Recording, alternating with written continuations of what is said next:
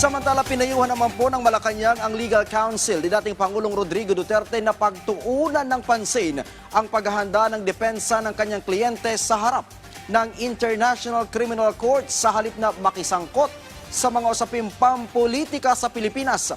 Ayon po kay PCO Undersecretary at Palace Press Officer Attorney Claire Castro, nararapat na ituon ni Attorney Nicholas Kaufman ang kanyang atensyon sa mga legal na estratehiya imbes na maglabas ng pahayag hinggil sa politika sa bansa at sa mga isyong may kinalaman kay Pangulong Ferdinand R. Marcos Jr.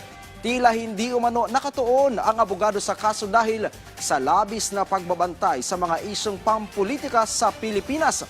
Aniya, ang pangunahing tungkulin nito ay ipagtanggol ang kanyang kliyente, hindi ang mga interes na may kinalaman sa politika na karera ng pamilya nito.